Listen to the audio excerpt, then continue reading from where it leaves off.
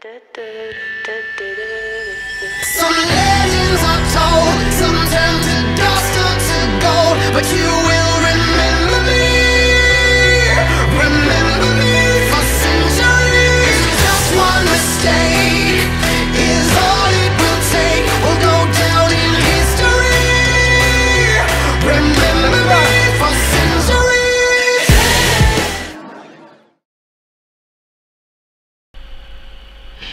Okay, so what you're going to do first is you're going to go to Google, type in Pepakura Designer, hit the first link and it'll send you here. You'll come down here, you'll scroll down a little bit, and you'll see where it says what's new. Go to Pepakura Designer, hit more details. It brings you to this little site.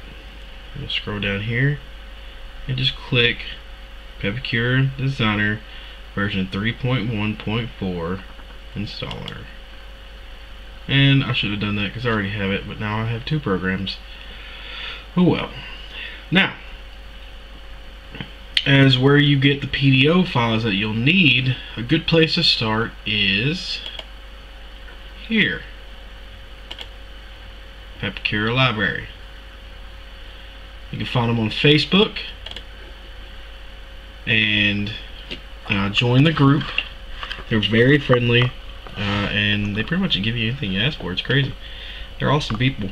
All they ask for is that if you get something from them, you put something back. You know, share a little bit. What you can do is you can go to Files in the Pepakura Library, and here is everything that they have. Now, to make this easier, just scroll back up here, go to the search button, and we'll say Power Rangers.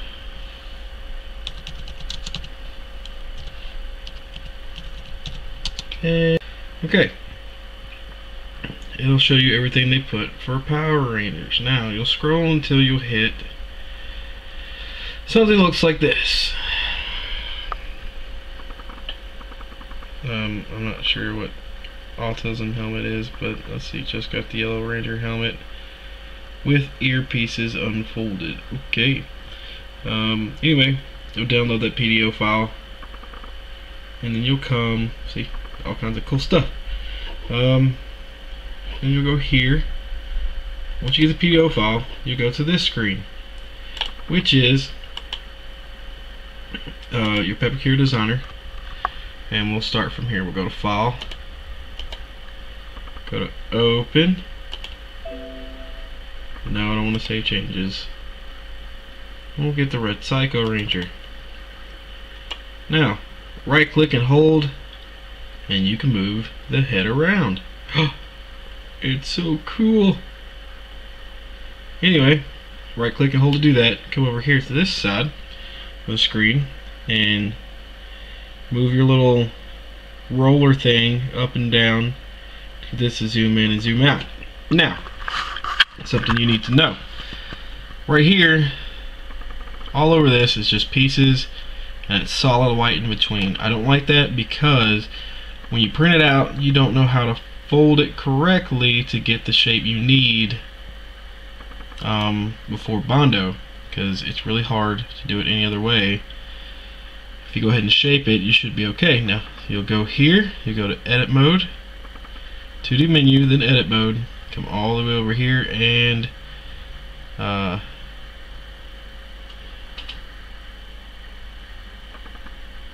is it edge color? Yep.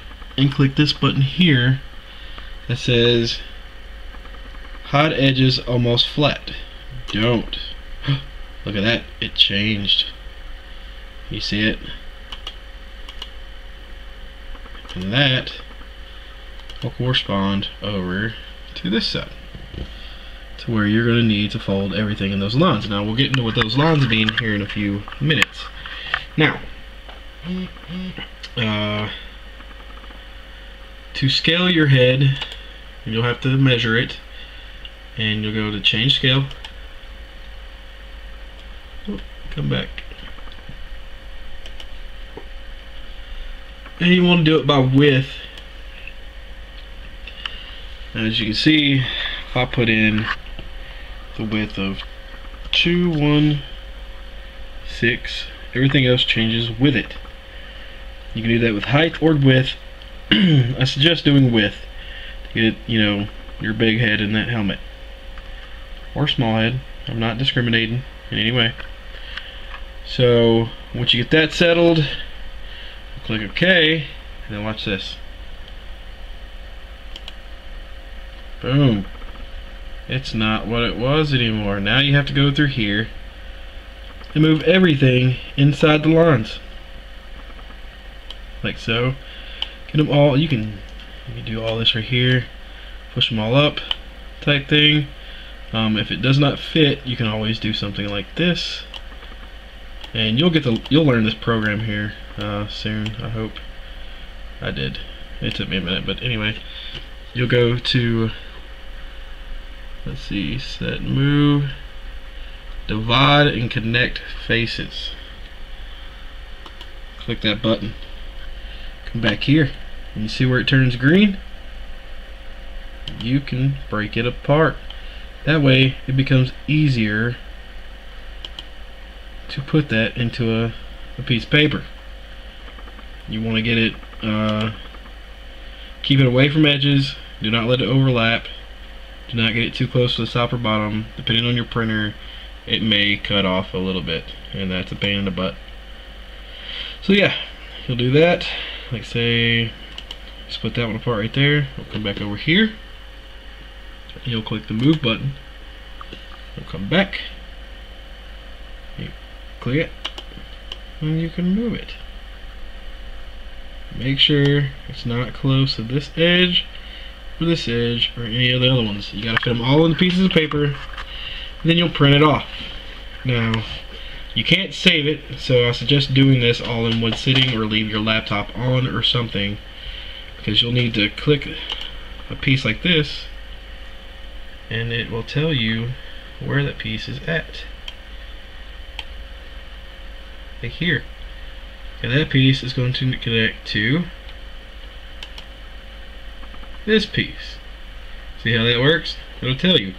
Some people put numbers on these things, some don't. The numbers work out if you can't leave your laptop or computer on, because you already know where they go. I'm not sure how to put them in there, because usually you can't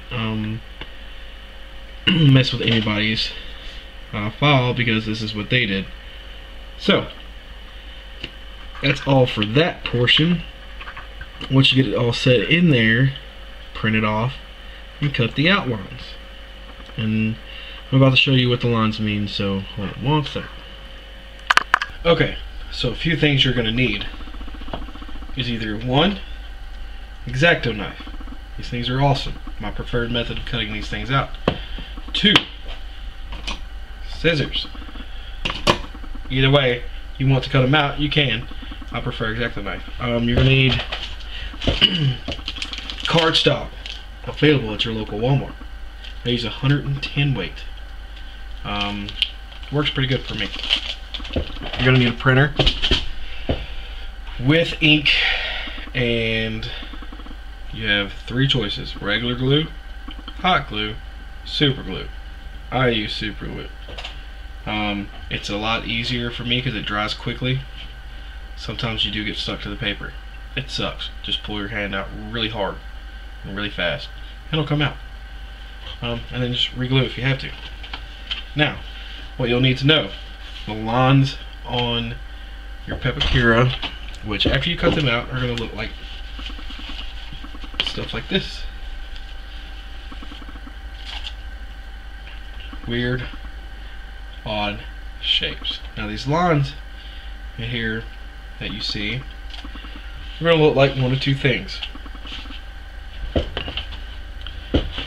Straight dashes. It's called a mountain.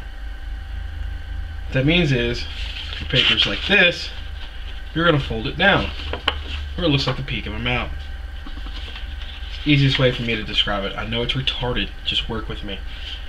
Next up, valley, which means the paper's like this, you fold it up, making it look like a V, like a valley.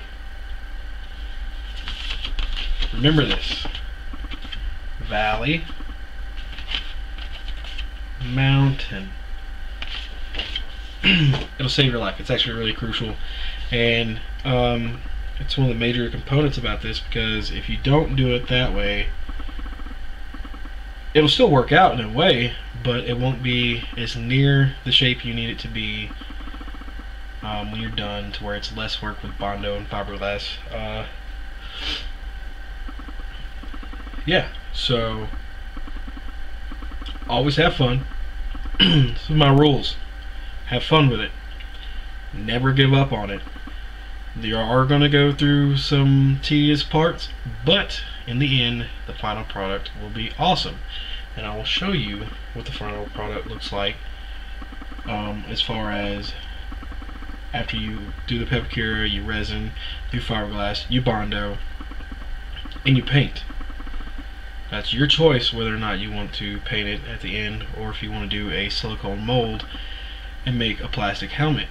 It'll probably be lighter, but it's pretty much the same results, whether you want to redo it over and over again to make as many helmets as possible, or you just do this one because you want it for a cosplay. Now, let me show you the final product. Here it is.